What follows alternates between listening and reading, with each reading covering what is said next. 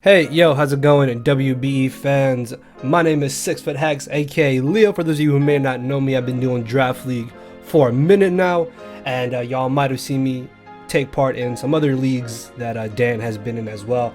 So I want to give a huge thanks to Dan for allowing me to be a part of this WBE season, and hopefully Durham Druddigons will be able to put on a good show for y'all, and we will be able to win that amazing championship belt that is on the line for this season.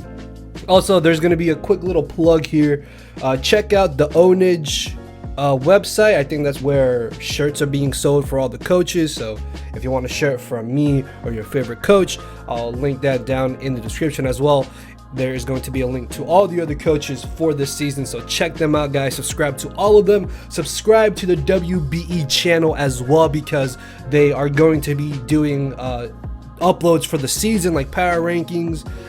There's going to be coach interviews, other stuff like that, essentially just analyst stuff, whatnot, and all that. So yeah, subscribe to the channel, subscribe to everybody else, and subscribe to me as well if you want to see our run of this season for the WBE. So of course, if y'all are excited, hit that thumbs up button down below, sit back, relax, and listen to our picks, I suppose, or see what we got. So yeah, for those of you who may not be aware, this was a 28 coach draft.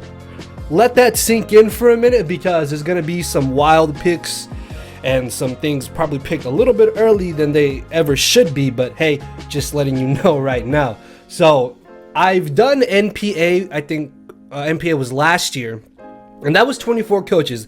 That in itself, I thought was like really crazy. So 28 teams here, I thought was insane, but it shouldn't be that much more different than 24 coaches, I thought.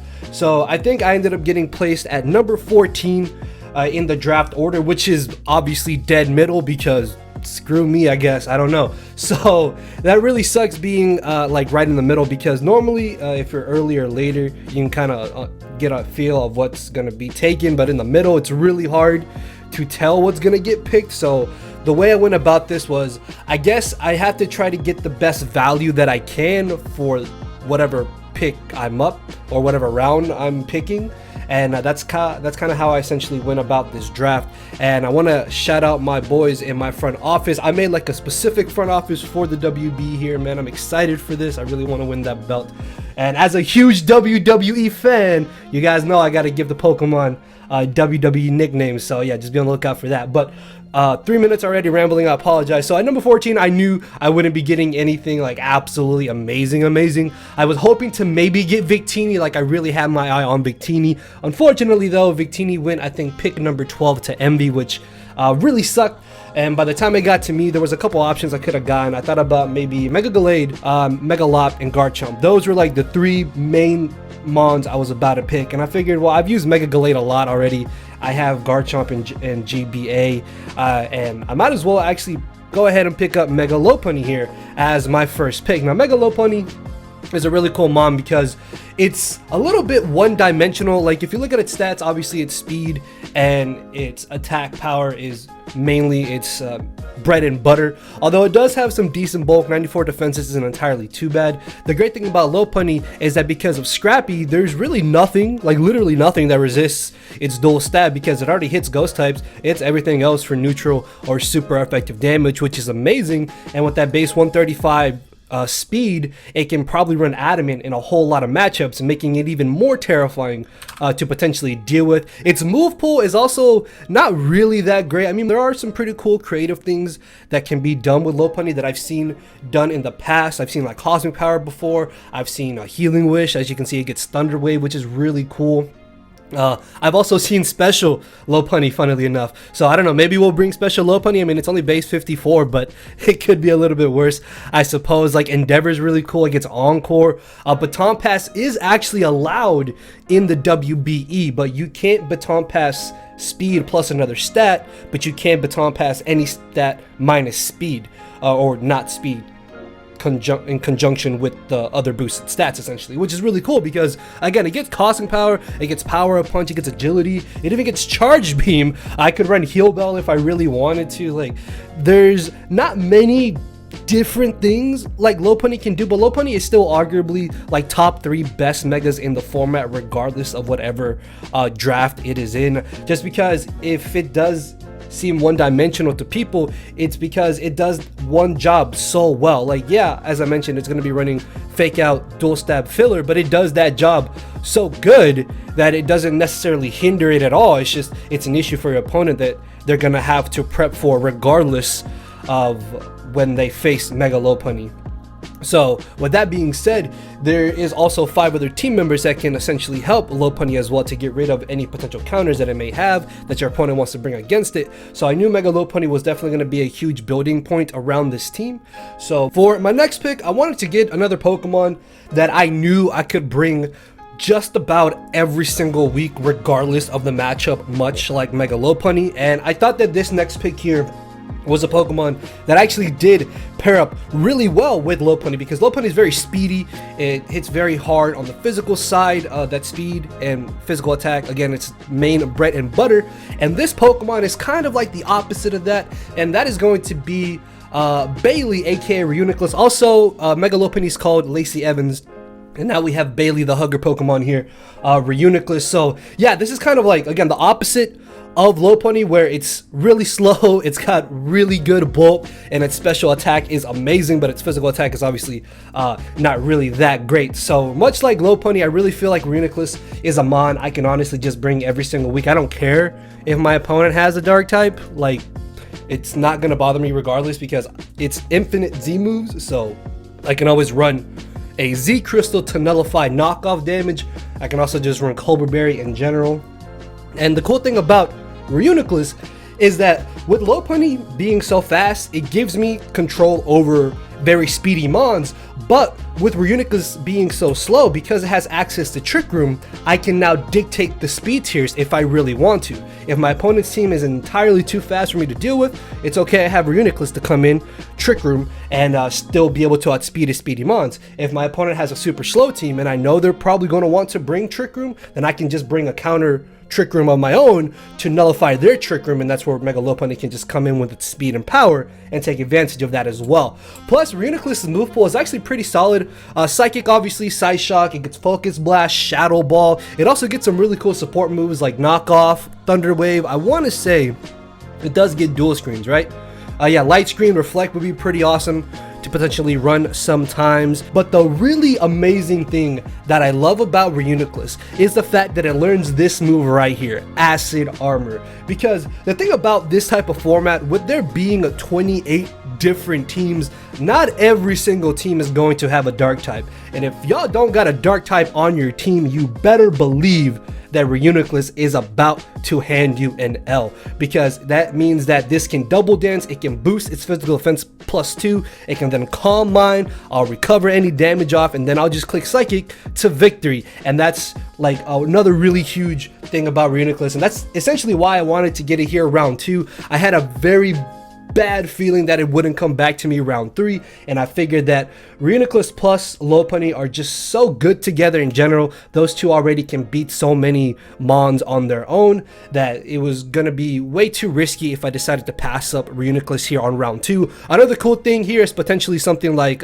Future Sight I could bring as well, just to be able to try and pressure my opponents a little bit more. Infestation is something I've dabbled with before when I've had Reuniclus, which is really cool. Even Rock Tomb has some merit to be able to try and lower my opponent's speed if for some reason I can't status them with Thunder Wave.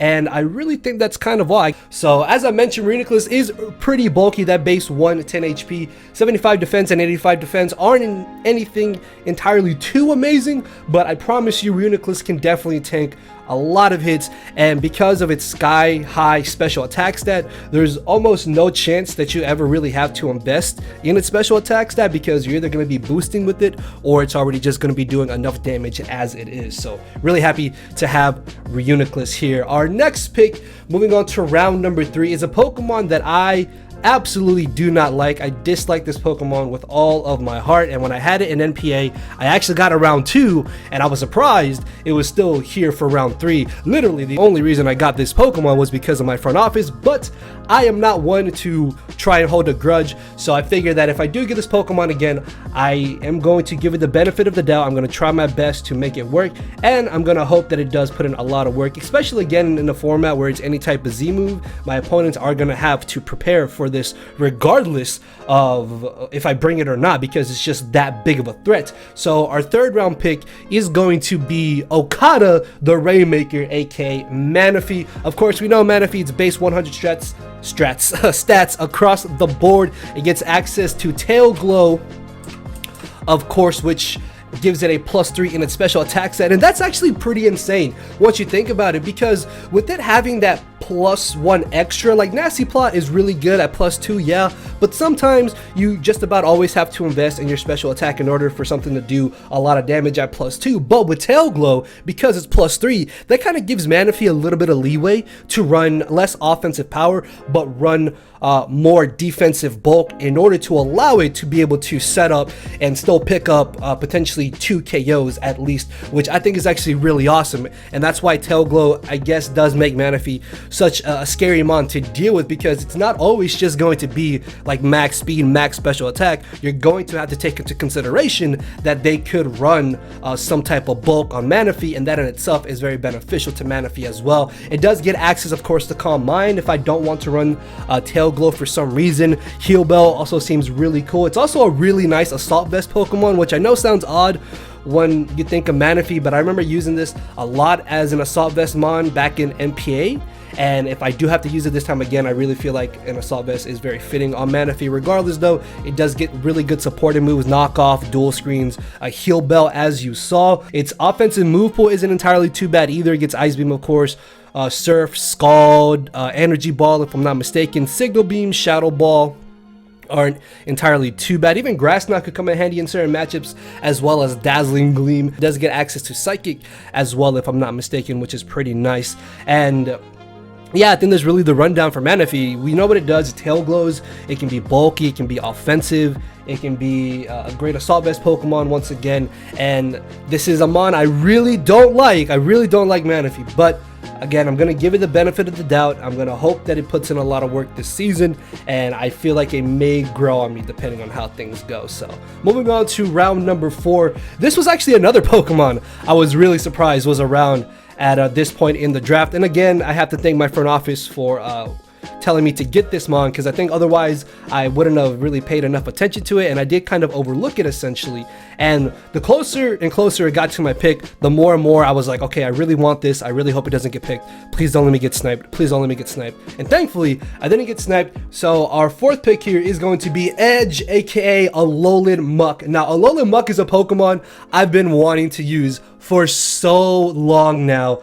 But if it wasn't for my front office, I probably wouldn't even considered it this early, because I think I was looking at getting a potential fairy type next, because I really wanted to get my fairy and my steel type these next 2 picks coming up. But I figured that if Alolan Muk is still here, it's probably not going to come back around in round 5, and actually it wouldn't have come back because somebody was originally going to get it if I didn't get it. So really happy I was able to get Alolan Muk here. Alolan Muk basically is kind of like Snorlax, and for those of you who have followed me for like the past year or so, you will know I absolutely love Snorlax. Snorlax is one of my all-time favorite draft league Pokemon, and this time around I decided to go with another like really amazing Gluttony user, and that is going to be here Alolan Muk. Now, of course, the main niche of Alolan Muk is Gluttony itself, being able to take advantage of those 50% berries, and with it having access to Recycle, allowing it to ensure that as long as my berry is not knocked off, I will be able to continuously gain back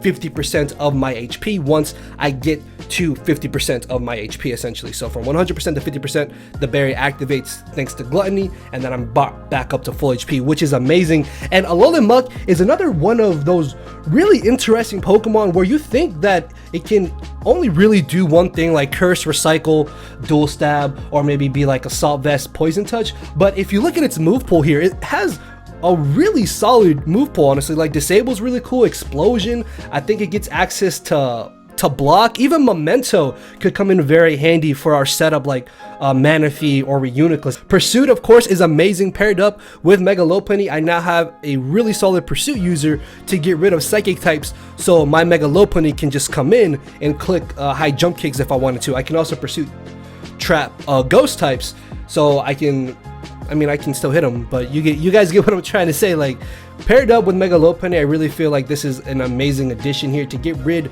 of those pesky Psychic types that may be an issue to my team, and get rid of those annoying Ghost types that could also potentially be a little bit threatening here. So yeah, it gets a really good move pool, so people are going to have to prep for Alolan Muk. I feel like my first 4 picks are picks that it doesn't matter if my opponent preps for them amazingly. Regardless of what their prep is, those 4 Pokemon are still going to do something and get a kill or 2, even 3 hopefully, and my opponent just kind of has to accept it, if you guys get what I'm trying to say. Like, they're so good on their own and together that it doesn't really necessarily matter what prep my opponent wants to bring. Like, they're gonna be in a bad spot potentially either way. Even though its stats here don't seem that amazing, I promise you guys, Alolan Muk is so disgustingly bulky because of Gluttony and the fact that it can gain back 50% of its HP just about instantly, that this thing is going to be such a pain for my opponents to take down, and whatever Pokemon Muk takes down opens up holes for the rest of my team to come in and take advantage of them. So first time ever using Alolan Muk, and I'm very, very excited for it. I have high hopes for this. I have more hopes for this than Manaphy, than Reuniclus, or Lopunny, but I really want this thing to put in a lot of work this season. So moving on to our 5th pick here. This is a Pokemon that I think a lot of you should know. I've used for a very long time now. It's a Pokemon. I literally saw somebody in chat say, "Oh, Leo always has this Pokemon," and I was like, I can't even be mad at you, because I've drafted this a lot, and pretty much the only reason I got it this round, in round 5, was because it was legitimately the last Pokemon around of its typing that I really wanted, because it got access to Stealth Rocks, and that is going to be our Steel type in the form of Kali, aka Steelix. So the great thing about Steelix, obviously, as you can see, it's got that amazing 200 base defense, but because of that base 200 defense, that means I can just invest into its decent special defense at base 65. 75 HP is also not necessarily that bad at all, honestly, and thanks to the fact that it does get access to Sturdy, Steelix is just about always going to be able to get up Stealth Rocks, and that's all I really needed to do. This also gives me a ground type as well to be able to deal with pesky electric types. Well, again, yes, some electric types can learn water moves or fire moves. That's not entirely too bad, because again, Sturdy, I can still get up rocks, or I can just run a berry that will help me still be able to deal with those specially offensive threats. It does get access to Sheer Force. I wouldn't mind trying out Sheer Force Steelix. I have run it before, and I have brought it to a couple matches when I had it before, so hopefully this time around you guys will be able to see Sheer Force Steelix put in a little bit of work. Its move pool is actually not that bad. Even its base 55 special attack is pretty solid because of the Sheer Force being able to boost the damage output of special moves that have secondary effects, which I think is actually pretty awesome. Dark Pulse, Flash Cannon, Earth Power, it gets the Elemental Fangs. Of course, Gyro Ball and Heavy Slam are going to be doing pretty solid damage. Iron Head gets boosted as well. Rock Polish could be pretty cool to potentially bring. Curse is also really awesome. Taunt, of course, is another really nice option to potentially stop setup. It gets access to Roar in case I need to face a team member out or something. Ancient Power, I'm going to get the boost regardless, so that's pretty dope. Bulldoze, being able to lower opponent's speed, is a nice way that Steelix is a form of speed control, and that's actually something I feel a lot of people overlook, because sometimes your opponent isn't going to expect that, and that's really good as well to be able to help something slower on your team that can outspeed that faster threat come in and then outspeed it to revenge kill it. So really hoping that I'll be able to utilize Steelix pretty solidly this season. I think that I've used it really well in the past when I've had it, so I feel like I can definitely function with it this time around in the WBE. So moving on to our 6th pick here. At this point I realized every fairy type that I want is gone. I really wanted to get Comfey. I desperately wanted to have Comfey, but of course Joey got it, I think the round before, the 6th round, so he got it round 5, which is why I got Steelix. And I was like, well, I mean, Steelix is the last best steel type, I don't want to pass it up anyway, so Unfortunately, I wasn't able to get Comfy, which really sucked, but I decided to go kind of down a different route, and I realized that this actually kind of fits really well with how I planning out the rest of my team and how the first half of my team already looks. So I decided to get a Pokemon that I feel should not have been tier 3. I really feel like this should have been tier 4, but in 28 team format, some things are tiered oddly just to kind of add the extra mon in that tier, and I decided to go ahead and get Silvally. Now Silvally gets a lot of flack, honestly. It does have base 95 stats across the board, which, I mean, if you think about it, Manaphy has base 100s. This is only 5 base lower than everything else, but the issue with Silvally is that because of the way it works, its ability, the RKS system, it needs to have the memory drives in order to be a different type besides its regular normal typing, which means it can't have access to something like leftovers or potential weakening berry. If it's like a fairy type, for example, I can't have poison weakening berry because I'm forced to have the fairy memory in order to be a fairy type, and that's kind of how I figured Silvally would be here. Silvally's probably my main fairy type of this draft, which I guess it's not that bad. Like, again, 95 base stats across the board is pretty good. Plus, I don't expect Silvally to be a sweeper. I don't expect it to be surviving every single hit. Well, if anything, I want it to at least take 1 or 2 hits, and then from there it can do whatever it wants. So another good thing about Silvally is this move right here, Parting Shot. Ladies and gentlemen, let me tell you something. -1 on any type of offensive Pokemon or even just a defensive Pokemon in general is going to allow me to come in with my Manaphy, Tail Glow, get a kill or 2, and I can then Parting Shot again, set up with my Reuniclus, get another kill or 2, and then Parting Shot again potentially, and bring in Lopunny and just clean up. So essentially what I'm trying to say is that because I can lower my opponent's offensive stats, that gives my setup so much more opportunity to come in and have a free chance to just boost, and my opponent has to accept it. They're sitting in front of a setup sweeper when their offensive mon is at -1 attack, -1 special attack. Because of that -1, they're no longer able to 2-hit KO my setup threat, which means they either have an option to stay in and try to 2-hit KO me, hope they crit me, or they are forced to switch out and then try to come back in later after I've already set up once or multiple times, and then at that point I'm just an even bigger threat than I initially was. That's another really big reason why I wanted to get Silvally here. Again, there was like no other fairy types. I figured, hey, even if I have to bring Silvally fairy every single week, I don't care. Parting Shot in itself is going to help me out so much, and that alone I think is going to make Silvally just a valuable member of this squad. Also, this gave me a form of hazard removal in the form of defog, which is going to come in very handy later, as you guys will see here. But one thing that I think is actually kind of overlooked about Silvally is that its move pool is actually pretty insane. Like, look at all these options, man. It gets all the elemental moves, Shadow Ball, Signal Beam, Surf. It gets Thunder Wave. It gets even U-Turn, X Scissors, Swords Dance, Zen, Headbutt. There's just Explosion as well. Icy Wind, Iron Defense.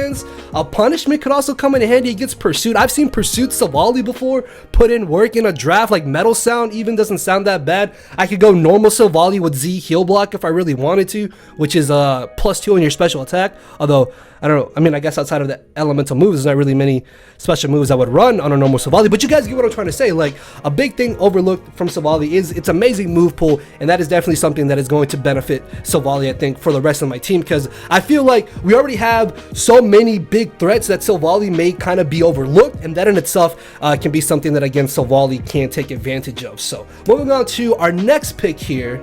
Oh, so I forgot to mention that Silvally's nickname is going to be Jericho, after Chris Jericho, because Chris Jericho can always reinvent himself and become relevant, and Silvally can be any single type that it wants to be. So kind of hand in hand. You get what I'm trying to say there. So for this next pick here, I kind of gave a little hint on Twitter the night before the second half of the draft was being shown, and it was just because I've loved this Pokemon since I saw it in the anime when I was a little child. I have a big ass plushie of it, and if you can tell by the stats, if you're a master at stat telling here, then you will know what Pokemon that is. But this mon right here was the last really decent tier 1 Pokemon around. I realized that the way my draft was going, I did go a little bit top heavy, if you kind of want to phrase it like that. But the thing about it is that the cheaper picks that I would get, they don't necessarily hinder my top heavy aspect of the team.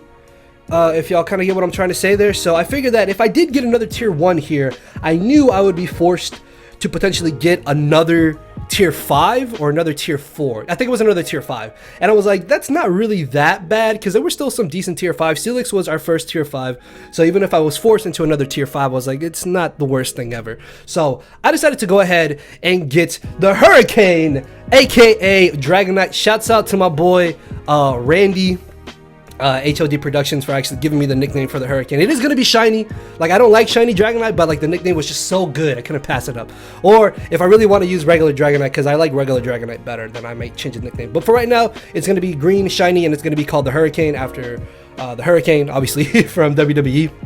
So the great thing about Dragonite here, along with Silvally, is that now I have an option that can allow my Dragonite to keep its multi-scale in range, and that of course is what really makes Dragonite just so terrifying. The fact that it gets multi-scale, which means at full HP, any damage that it's taking is instantly halved. Plus, keep in mind that now we have Parting Shot on our team. Also, we have Memento, which means if I bring Memento or Parting Shot into multi-scale Dragonite, then that's basically just a free boost, potentially even 2. Like, a Dragonite at +1 is already absolutely terrifying, but a Dragonite at +2 attack and +2 speed, you might as well just run at that point, because it's basically GG. And another cool thing about Dragonite is because of its amazing, like, the move pool of Dragonite is actually pretty insane. Like, this, I want to, like, what's a better word than amazing? A phenomenal, a glorious, a beautiful. This is a beautiful move pool that Dragonite has. It just gets access to so many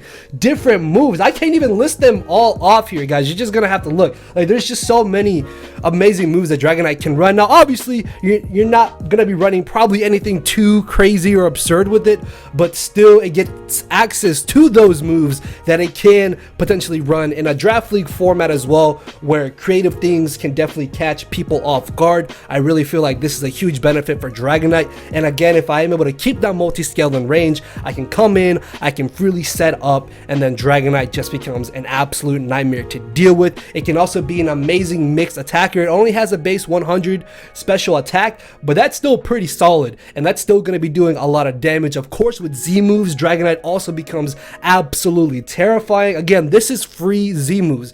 Any Z move. Dragonite is a Pokemon that my opponents need to prepare for it. And even if I don't bring it, they did prep for it, which means a Pokemon or a set or something is not going to be as advantageous for them. And that's something that I can then take advantage of as well. So Dragonite, I definitely think, is scary regardless of whether it's in prep or if it's in battle, because of any Z move, because of the multi-scale option, because of the Parting Shot and the Memento that we do have for Dragonite to just come in and destroy things. Plus, Bandit is also really cool. Even Specs could be something I want to bring. Of course, its speed is a little bit hindering, but it does get access to extreme speed, which at +1 or +2 is still able to just absolutely mollywop things. And with it being +2 priority, it out prioritizes things like Ice Shard, which is amazing in itself. So yeah, really excited to use Dragonite. Again, I've loved Dragonite since I was a little kid, since I saw it in Gen 1, dude. One of my all-time favorite Gen 1 Pokemon, and probably one of my top 10 mons in general. I love it.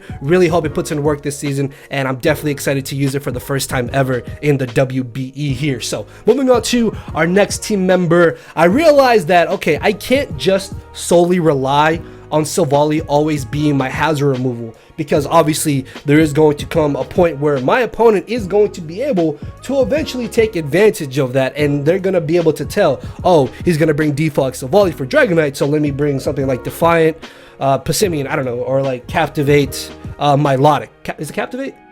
I don't know. No, what's a special version of Defiant? You guys get what I'm trying to say. So I figured that I needed to get some type of Rapid Spinner, and realistically, this was the last good Rapid Spinner in tier 5. So I decided to go with Landstorm, aka Cryogonal. Now Cryogonal is a very interesting Pokemon. First off, again, I really just wanted it because it gets access to Rapid Spin. It also does get access to Defog, which is really cool, so I can kind of play mind games on whether or not I want to bring Defog or Rapid Spin. But this gave me a pretty nice speed tier as well at base 105, because I don't think I had anything between Manaphy and Lopunny, but now we do. So we can kind of play those little mind games as well. But anything above base 100 speed is always really good, just to be able to force those base 100 speed mons to not be as scary as they normally would be. It also has a decent special attack stat with base 95. I think that's pretty solid, although its move pool isn't necessarily the best thing around. I guess most of the time it's just going to be running something like Ice Beam and Freeze Dry. It does kind of get some pretty cool supported moves. Again, hazard removal, it gets a dual screens, knockoff is always really good. I could even run something crazy like Acid Armor if I knew that Cryogonal was a big of enough threat to bring, just to help its abysmal, I guess, physical defense stat. But I mean, I already have Steelix, which has a base 200 defense, so I guess that kind of makes up for it. So I'm not entirely too worried about that. Explosion is also kind of decent. It also gets access to Hail plus Aurora Veil. That's all I'm going to say about that, because hey, you never know.